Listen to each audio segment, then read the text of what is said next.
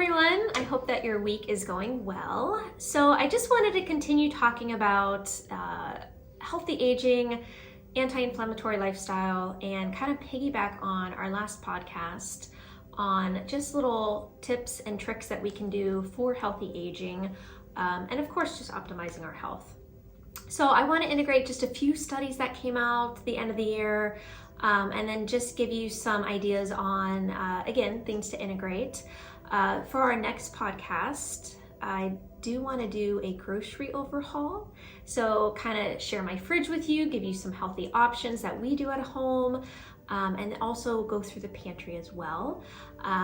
It's funny because my family, I don't want to say teases, but they kind of tease me on just eating nuts and berries, which I do eat more than nuts and berries. And then the other half of my family teases because there's nothing in our pantry, right? There's no goldfish, there's no candy, there's no junk food, so to speak. So I just kind of want to share my perspective. And of course, as always, there's good, better, and best. So do I give my kids bunny grams that are organic? Absolutely. But I don't give them often. So you just kind of have to kind of settle in where you're comfortable. And then I'll give you good healthy options instead of Teddy grams, like the bunny grams that are organic, to do. So I'm looking forward to sharing that with you guys at the next podcast. So just kind of going over, we ended the last podcast with artificial sweeteners and talking a little bit about gluten-free and watching, the processed foods and glycophosphates. So I did want to touch on fat because fat kind of gets a bad rap. As women, well, I was born in the 80s and we kind of grew up in that fad of fat is bad, right? And even now when I talk to patients, especially with my ladies, they don't think that fat will help you lose fat, but it really does. And we need fat to make all of our sex hormones. Cholesterol is actually a really good thing. We need cholesterol. So having really low cholesterol can affect libido, it can affect hormone synthesis, it can affect a lot of things.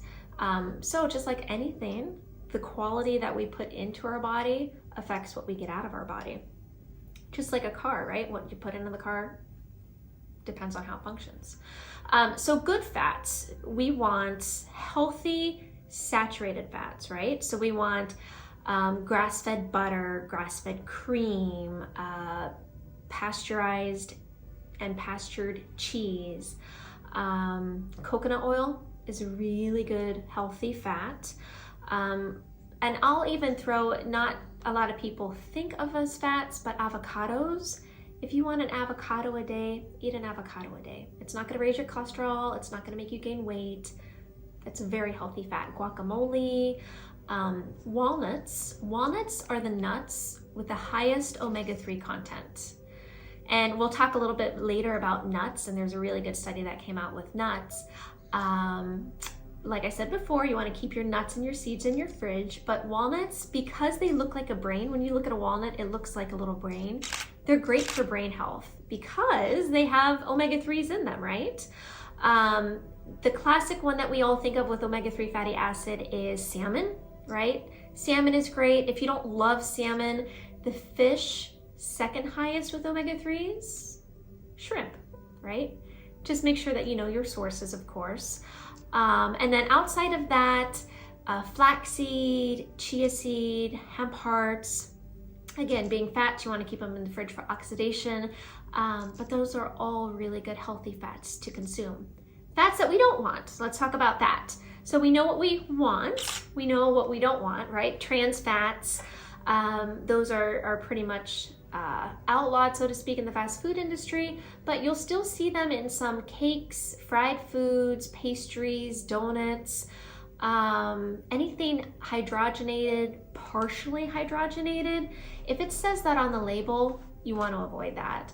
Any day of the week, give me something with butter, lard, tallow in it versus something that's been processed like hydrogenated oil or veggie oils or anything like that.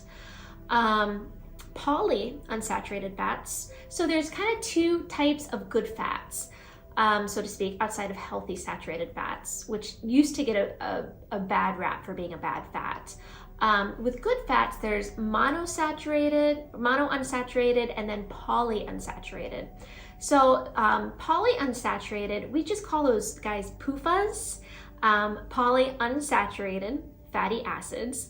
And so those are the oily fish that we've talked about.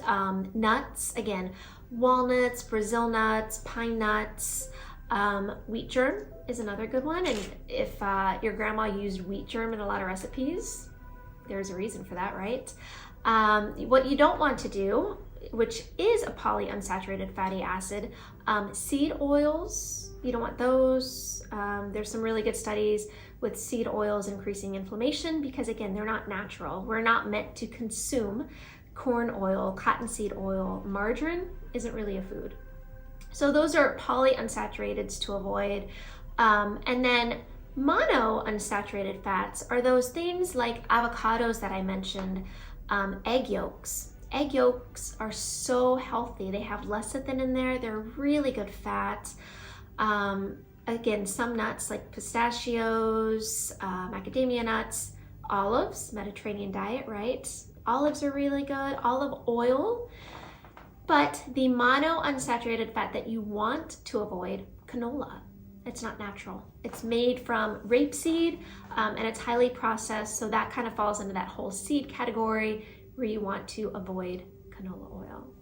So as I said, there was a study that came out the end of December. So again, I like recent research, and it showed, it was a pretty cool study, mixed nut consumption improves brain insulin sensitivity. And it was a randomized, single-blinded, controlled crossover trial.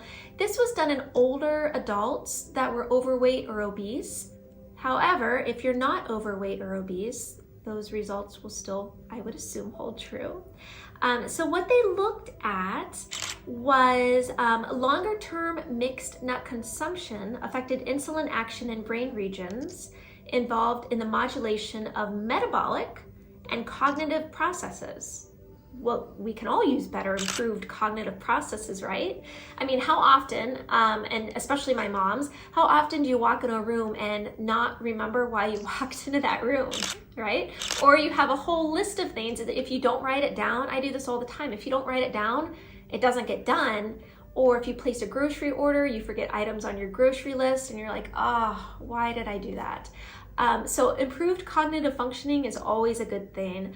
And what they looked at with this is 60 grams of nuts, which is the equivalent of half a cup, which we can all do, right? The mixed nuts was a combination of walnuts, pistachios, cashews, and hazelnuts. Now, just like with anything else, there's good, better, and best. I like to get my nuts from nuts.com because they're clean. They have gluten-free, they have organic, they have raw. Not all nuts are created equal. So yes, you can get some raw nuts from Meijer and Kroger and other grocery chains. For example, though, if you go to Meijer and get their dry roasted salted nuts, they have, and if you're not looking, start looking, right? They have peanuts, which is a good thing. We want peanuts in there primarily. Sea salt, sugar, corn syrup, yeast, spices, paprika, and maltodextrin, and natural flavor. You just want to dry roasted nuts, right? So make sure that you look at the label. Again, I always like to get raw and or organic nuts. Keep them in the fridge. But look at your labels with nuts especially, because some of the flavored ones, some of the prepackaged ones, some of the trail mix bags are not super healthy. But really cool study, right? So we've known this for years that nuts are good for you, but now we have even more reason about that. With healthy aging as well, what I wanted to I talked a little bit about healthy sugar options, right? So molasses, raw honey or manuka honey, maple syrup, all wonderful, and real syrup, not the fake stuff. Sugar addiction, right? So there's a really good sugar addiction link that I can share with you. Unfortunately, most of us Americans do have a sugar problem. Starbucks is known for a lot of sugar in their drinks. And there's hidden sugar in a lot of things that we might not think about. So just a couple of thoughts. So you might be addicted to sugar if you have to have sweetened soft drinks every day, if you put a lot of sugar in your coffee or have donuts or sweet rolls for breakfast, if you can go more than an hour after waking without eating, that is a sign as well. So if you're starving when you wake up, and sometimes it's actually really interesting. If blood sugar drops too low, it'll wake you up usually between like 1 and 3 in the morning. Blood sugar levels will drop. So if you're starving when you wake up, if you're really hungry when you wake up, you might have a sugar addiction issue. So it's a good idea sometimes to help combat that to have a handful of nuts, right? Protein, fat, right before bed to keep your blood sugar levels stable. If you can go 3 hours without eating and not having any shakes, fatigue, or a bad mood, you're good. If you can't, you might have a sugar addiction issue. Of course, having sweets in the house, if you can have them in the house and not eat them, not a problem. If you're like a few people that I know and it's Girl Scout season, if you get Girl Scout cookies and there's a whole sleeve missing and you're like, where did it go? That might be a sugar addiction problem. So just kind of things to think about. If you crave sugar, coffee, chocolate, peanut butter, alcohol, those are all actually sugars as well. When we do the pantry overhaul, we'll talk about healthy peanut butter because again, there's a lot of sugar that it shouldn't be in there with peanut butter. Chocolate cravings can be sugar, depending on what chocolate you're craving. If it's like a Reese's cup or a Snickers bar, that's pure sugar. But if you're craving 70% dark chocolate, I think you're okay. So those are just kind of things to think about. You might just do a self-check-in and see where you're standing with sugar. It's always a good idea to keep a diet diary, or you like use like MyFitnessPal or another food app track, just to kind of see where you fall with your macros and your sugar. And then the other one to think about is gluten, right? So gluten has become, when I started to go gluten-free, 20 years ago, there weren't many products on the shelf. Now there's so many options. So it's definitely grown in popularity and awareness, which is a beautiful thing. But still, there's a lot of symptoms that show that you might be gluten sensitive that you might not think about. So for example, if you have frequent gas or bloating, if you've been diagnosed with acid reflux or IBS, that might be a symptom. Daily diarrhea or chronic constipation, migraines, I see this a lot in practice. Headaches, migraines can be linked to gluten. Joint pain, for me, when I have gluten or too much gluten, it affects my joints. Brain fog, and then hormonal or immune symptoms. So depression, anxiety, fatigue, eczema, acne. Again, the skin kind of tells a story for the body. So if there's something awry, it'll present in the skin. So it's interesting with gluten, and again, I'll talk about this a little bit more with the grocery overhaul next time. But if you do gluten-free, there's a lot of options. So there's almond flour, there's rice flour, there's true just gluten-free flour blends that you can get for like biscuits and pancakes and bread, and they're great substitutions. I think those are really good as well. Those are great options. If like what we do in our family is we do imported wheat. So we do pasta from Italy.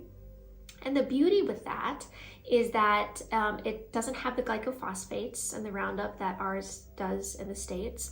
And it's a little bit more nutrient and just a cleaner source of wheat than the American wheat. So American wheat and the gluten content is higher for us than it is in Europe. And the best example of this is in the 70s and 80s, they found out that high gluten content makes really good bagels. So if you've ever been in New York and you've had a really good piece of pizza or New York bagel, so good, right? high gluten content. And you'll see a lot of bakeries use high gluten content in their baking because of that, right? So the majority of wheat grown in the US actually is more of a harder red wheat, and that's high in protein, and gluten's a form of protein. The majority of wheat grown in Europe is softer, lower proteins, and therefore lower gluten content. So not only are you talking about the glycophosphate issue, but you're talking about proteins, you're talking about just digestibility, you're talking about a lot of different things. American wheat is, like I said, sprayed with glycophosphates, which is Roundup. And of course we know, and this can be a whole other topic, we know that Roundup and glycophosphates affects our gut bacteria, it affects our gut motility, it affects absorption, it really wreaks havoc on our guts. Roundup is meant to kill, and it does that kind of to our gut as well.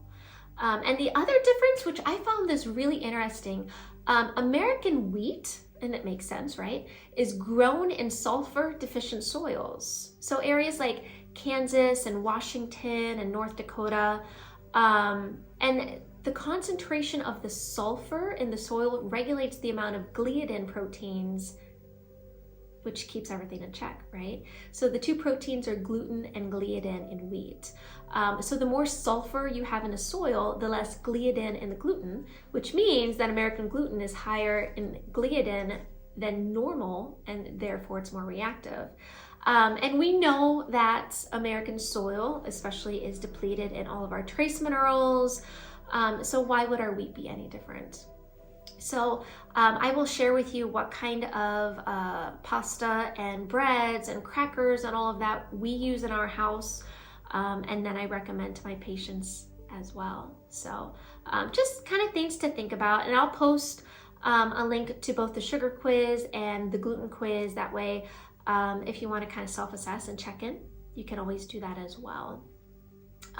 So really, just with healthy eating, anti-inflammatory, anti-aging, one of my favorite quotes is, "You are what you eat." So don't be fast, cheap, easy, or fake, right? The foods that take a while to cook, the homemade foods, are so much healthier. We know that fast food's not good. Cheap food isn't very nutrient dense. And fake food, our body doesn't know what to do with that. So that's just a nice little saying to kind of keep in mind. There's another study I wanted to share with you guys that was actually pretty surprising to me. It was done on protein intake, and they did this in midlife in relation to healthy aging. So this was actually a nurse's health study, and this was released pretty recently, January. So what they found is that dietary protein, and they focused on plant protein, in midlife is associated with higher odds of healthy aging and several domains of positive health status in female nurses. That can be extrapolated for us as well. So they looked at animal protein, dairy protein, plant protein, and the links or the assessments really for healthy aging. They looked at 11 chronic diseases, and you've heard me say these before. So cancer, type 2 diabetes, myocardial infarction, coronary artery bypass, congestive heart failure, stroke, kidney failure, COPD, Parkinson's, MS, and ALS, right? So why wouldn't we want to decrease our chances of those? As we get older in general, and I always call it the tea and toast diet, if you look at your grandparents, they might just have literally tea and toast, or coffee and toast, or rice, or just not a lot of protein. As we get older, protein's harder to digest. We make less intrinsic factor, less digestive enzymes. And so I think naturally we kind of gravitate away from that as Americans, but it's really important to keep that protein intake. And they're showing in midlife, so I'm going to say 30s to 50s, make sure that you get enough protein. And the recommendation in general is 0.8 grams of protein per kilogram of body weight. And so you're trying to do the math in your head now, 1 kilogram is the equivalent of 2.2 pounds. So in general, if you weigh 130 pounds, that's anywhere from 48 to 60 grams of protein, depending on your activity level. Now, if you're sedentary, you want to aim at 0.8 grams of protein per kilogram of body weight a day. If you're active, you're working out, you're chasing kids, I would even say go up to a gram of protein, or gram of protein per kilogram of body weight a day. So I thought that was a really good study. And then of course, no surprise, we talked a little bit about the blue zones last time, and we talked about fasting and just being aware of how much food we consume using that Harabachi-bu approach, being 80% full and stop eating. There's a study that came out just this year. It was published in Nature, and no surprise, a study showing a fasting mimicking diet lowered insulin resistance, liver fat, inflammation, and other markers with aging. And what they did is the diet was based on consumption of foods. They controlled the macros on 5 days out of the month, and then they ate normally for the rest. So a fasting-like diet, of course, is not suitable for everybody. So if you're pregnant, if you're older, if you have some health conditions that you need to eat more frequently, that might not be ideal, but it's something easy to kind of check in and maybe integrate, where you just limit how much you eat on 1 or 2 days of the month. And again, they showed that that can reverse biological aging by 2.5 years. So as we get older, of course, quality is better than quantity. We don't want to live to be 100 and not know who our family is. We want to be 80, chasing our grandkids, being active, and hopefully not being in a nursing home. So really good studies. And then also I want to talk a little bit in a future podcast just about toxins, right? We know that toxins and like the glycophosphates in the wheat can impact our aging process, our inflammation, and just really wreak havoc with our chronic disease and our genetics, and affect the genetics of generations in the future. So what do we do about that, right? We can't completely avoid microplastics. We consume them, we wear them, they're everywhere, right? So I will talk in the future about ways to mitigate toxicity, maybe detoxification, and really trying to optimize health by minimizing those toxins. So I look forward to any questions that you guys have or any future suggestions for talks. And then I will make sure I include the studies, and looking forward to the grocery haul and pantry clean out with you guys. Take care.